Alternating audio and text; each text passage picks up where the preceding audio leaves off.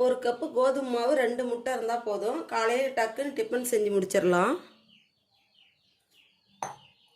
கோதுமை மாவு கொட்டிக்கலாம். 200 கிராம் இருக்கும். கொஞ்சம் ஆப்ப சோடா போட்டுடலாம். இதுக்கு தேவையான அளவு உப்பு போட்டுடலாம். இதெல்லாம் நல்லா கலந்து விட்டுறலாம். தண்ணி ஊற்றி கலந்துக்கலாம் கொஞ்சமாக.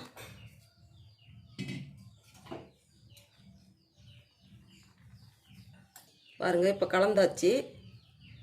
இதில் பொருட்கள்லாம் சேர்த்துக்கலாம். இதில் நம்ம வெங்காயம் போட்டுக்கலாம்.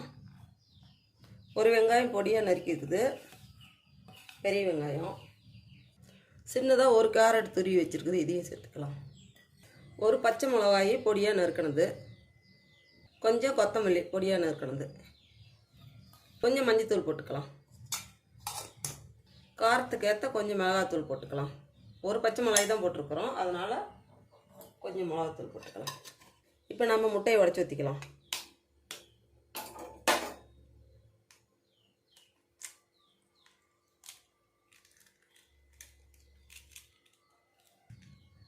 இப்போ எல்லாம் சேர்த்து நம்ம கலந்துக்கலாம்.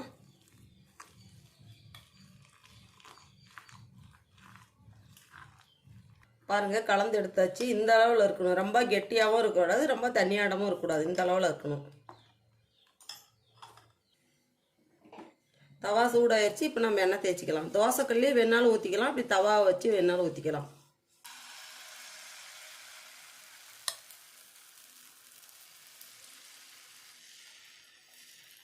இதுக்கு சட்னி சாம்பார் எதுவுமே தேவையில்லை, சும்மாவே சாப்பிட்லாம். அவ்வளோ டேஸ்ட்டாக இருக்கும். இப்போ திருப்பிடலாம்.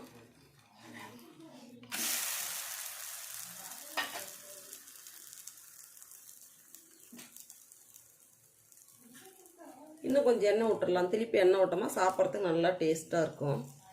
முட்டை சேர்த்து நம்ம செய்கிறதுனால சாப்பிட்றதுக்கு அவ்வளோ சுவையாக இருக்கும். சுற்றி எண்ணெய் விட்டுட்டோமா திருப்பி போட்டுடலாம். திருப்பி 2 தரம் போட்டு எடுத்தோமா நல்லா பரு வெந்து வந்துருச்சு. கோல்டு கலர் வந்துருச்சு. எடுத்துட்டு மிச்சம் இருக்கிறதெல்லாம் ஊற்றி எடுத்துக்கலாம். 2 முட்டை 1 கப் கோதுமை மாவு இருந்தாக்கா 10 நிமிஷத்தில் ரெடி ஆயிடுச்சு. பாருங்கள், சாப்பிட்றதுக்கு நல்லா டேஸ்ட்டாக இருக்கும். நமக்கு குழம்பு எதுவுமே தேவையில்லை. 10 நிமிஷத்தில் செஞ்சு முடிச்சிடலாம். பாருங்கடா எவ்வளோ சாஃப்டாக இருக்குது.